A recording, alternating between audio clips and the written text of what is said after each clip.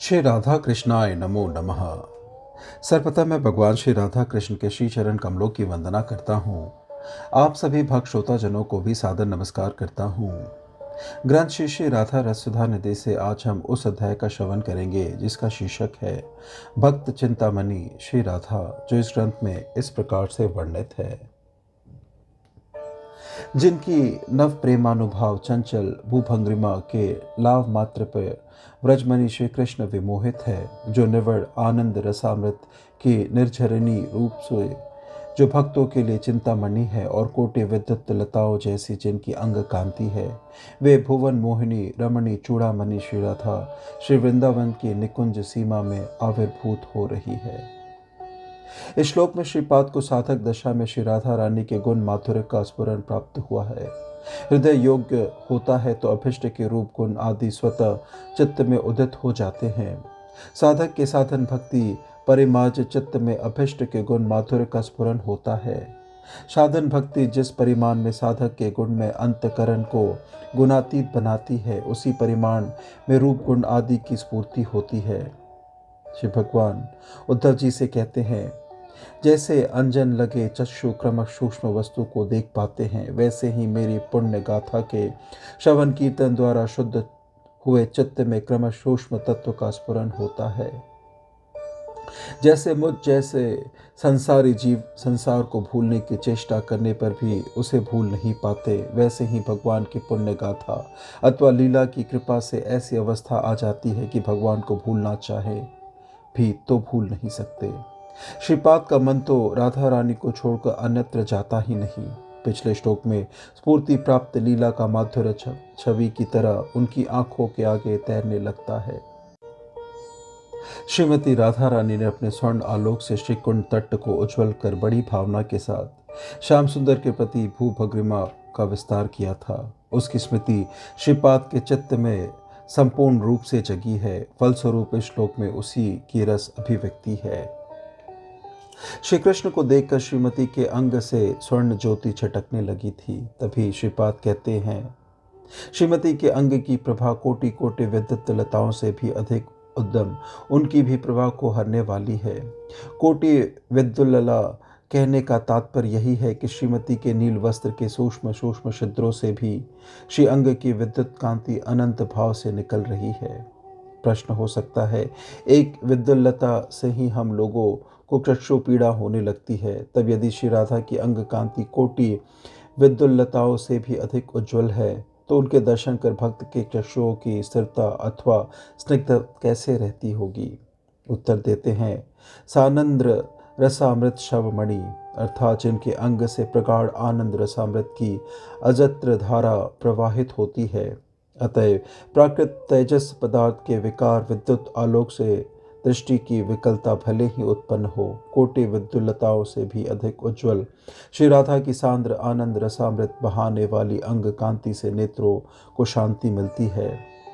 दृष्टा के अंतस में इसी परम आस्वाद अमृतमय ज्योति को देखने के लिए अशेष लालसा जगती है। तब मन में आता है, जन्म अवधि हाम रूप न्याहारुणी नयन ना तिरपीत भेल। श्रीमद रूप गोस्वामी पाद लिखते हैं, श्री कृष्ण के दर्शानंद में विभोर श्री राधा को दूर से दिखाते हुए ललिता जी अपनी सखियों से कहती है, अरे सखियों, वह देखो गिरी तट पर श्री राधा ज्येष्ठ मास के प्रखर रौद्र में अग्नि जैसी उत्तप्त एवं तलवार सी पैनी सूर्यकांत मणियों के ऊपर अति दुर्गम स्थान पर भी इसी प्रकार खड़ी होकर मानव व कमल शैया हो बड़े सुख से श्री कृष्ण का दर्शन कर रही है। इस श्लोक की आनंद चंद्रिका टीका में शील विश्वनाथ चक्रवर्ती पाद ने जो लिखा है, उसका मर्म यह है, श्री राधा श्री कृष्ण दर्शन के आनंद में विभोर होकर तीक्ष्ण और उत्तप्त सूर्य कांति मणि पर खड़ी होकर भी कोई पीड़ा अनुभव नहीं कर रही है। सोता हुआ व्यक्ति नींद में मच्छर के काटने की पीड़ा भले ही अनुभव ना करे, निद्रा भंग होने पर शरीर पर उसका चिन्ह अवश्य देखता है। उसी प्रकार श्री कृष्ण दशानंद में विभोर श्री राधा उस समय भले ही पीड़ा अनुभव ना करे, बाद में सखियों को उनके पगतल में जलने का चिन्ह अवश्य ही दिखाई देता है, किंतु वह भी दिखाई ना दिया। कारण यही है कि श्रीमती का अंग तूलपिंड की तरह अत्यंत हल्का है। जैसे तीक्ष्ण तलवार के निकट तूलपिंड का कोई पराभाव देखने में नहीं आता, वैसे ही श्रीमती के चरणों में कोई क्षत चिन्ह दिखाई नहीं देता। प्रश्न संभव है, तलवार के आगे तूलपिंड का कोई पराभाव ना सही, अग्नि के निकट तो उसका पराभाव होता है। सूर्यकांत मणिया तो अग्निवत तप्त है, फिर श्री राधा के चरणों में दग्ध चिन्ह क्यों नहीं? इसके उत्तर में कहते हैं, श्रीमती कोटि चंद्रमाओं से भी अधिक सुशीतल है। उनके श्री अंग में से सांद्र आनंद रस अमृत अजस्त्र धार बनकर निकलता रहता है। उसके शीतलता गुण से उत्तप्त सूर्यकांत मनिया भी सुशीतल हो जाती हैं। तभी वे इंदिवर शैया की भांति सुखद लगती है। तभी तो श्री कृष्ण दर्शानंद में विभोर श्री राधा की कोटि विद्युलता जैसी अंग कांति सांद्र आनंद अमृत रसधार में संचित होकर दर्शकों के मन प्राण सुशीतल कर देती है। फिर शील गोस्वामी पादों ने प्रेम और आनंद का समानाधिकरण वर्णन किया है। सांद्र चिन्मय आनंद ही प्रेम है, आनंद चिन्मय रस प्रेमेर आख्यान। जिनके श्री अंग से प्रेमानंद रसा अमृत धारा झरने की तरह प्रवाहित है।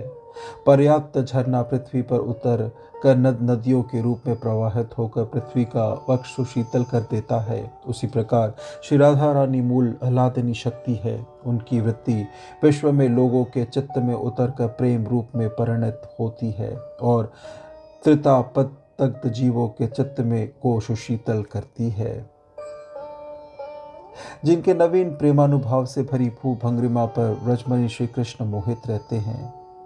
चित्त में स्थित भाव के अवबोधक भाव समूह को अनुभाव कहा जाता है। मधुरस के 3 अनुभाव है, अलंकार, उद्भाव स्वर और वाचक।